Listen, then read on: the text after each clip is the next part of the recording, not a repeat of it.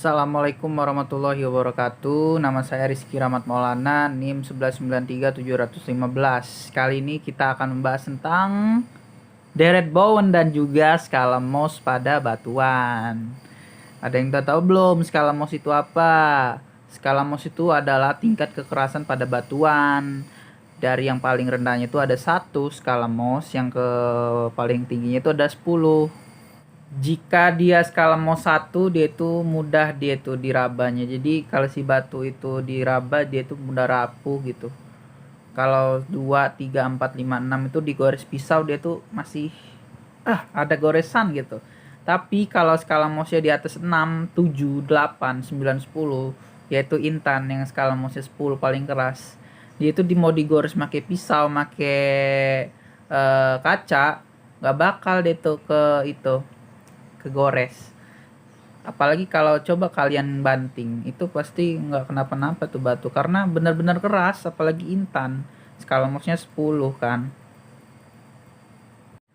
Urutan skala Mohs itu ada 10 kan, tadi gue bilang kan ada 1 sampai 10. Yang pertama itu ada talc, gypsum, kalsit, fluorit, apatit, ortoklas, kuarsa, topas, korundum, dan intan. Intan tuh paling tinggi memang, paling keras, kacau ya.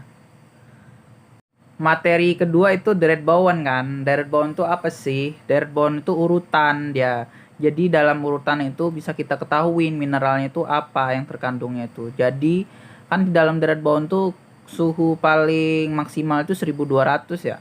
Yang paling terendahnya itu 600. Jadi di suhu 1200 nggak mungkin kita nemuin kuarsa kan. Kita tahu sendiri kan kuarsa itu eh, suhunya itu 600, sedangkan di 1200 olivin nggak mungkin kuarsa ada di 1200. Nah, di deret bawah itu juga kan si magma ini keluar nih, lavanya itu. Jadi dia keluar ke permukaan bumi, mengalami cooling down atau pendinginan. Terus tuh lama-lama dia nyusun lah itu mineral-mineral batuannya tuh dari 1200 sampai 600. Kan ada 1200 ada olivin kan yang paling tinggi, yang paling rendahnya itu ada kuarsa tadi. Jadi dia tuh si dalam deret bawah tuh ada urutannya gitu. Nanti kita bahas ya di sini ya, kacau sih. Oke, kita bahas yang paling tinggi itu kan tadi gue bilang ada namanya itu olivin. Yang kedua itu ada piroksen, ada ampibol, ada mika, ada potasium, ada muskovit, ada kuarsa.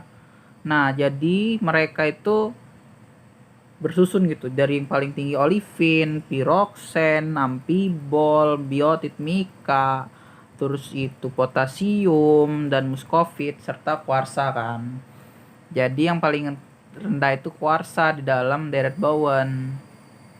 Nah, tadi kan dari sebelah kiri si deret Bowen kan. Kalau di sebelah kanannya itu ada yang namanya plagioklas. Plagioklasnya itu ada anortit, biotit, larbadorit, andesin, oleoklas sama albit, serta kalsium feldspar, muskovit dan juga kuarsa itu. Jadi kalau di sebelah kanannya olivin dan kawan-kawan tuh kan olivin dan kawan-kawan itu termasuk batuan beku. Kalau di sebelah kanannya itu termasuk ke dalam plagioklas. Di dalam deret Bowen sendiri itu semakin ke bawah dari olivin sampai kuarsa itu, semakin ke bawah dia derajat keasamannya makin ada gitu. Jadi warnanya itu makin ada. Lihat aja kan dalam kuarsa bening, silikanya banyak. Tuh, jadi dari itu aja udah kelihatan asam. Asamnya tuh kelihatan derajat keasamannya. Jadi warna si kuarsa itu dominasi cerah bening gitu. Gitu sih penjelasan gue tentang si deret Bowen dan skala Mohs itu. Intinya itu skala Mohs itu adalah tingkat kekerasan dalam batuan.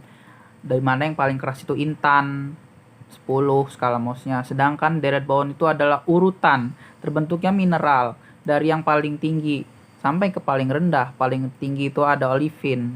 Dia itu semua di dalam deret Bowen itu masuk batuan beku sebenarnya. Kuarsa juga sih masuk batuan beku, piroklastik. Jadi sebelum terbentuk batuan sedimen dan juga metamorf, batuan beku dulu kan terbentuk karena cooling down dari magma itu. Batuan beku juga di dalam batuan metamorf itu termasuk batuan asal.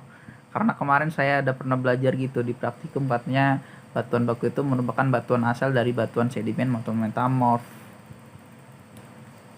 Jadi kalau belum ada batuan beku, belum tentu ada batuan metamorf, karena batuan metamorf asal dari batuan beku. Sekian, terima kasih. Gua Rizky Rahmat Maulana pamit. Assalamualaikum warahmatullahi wabarakatuh.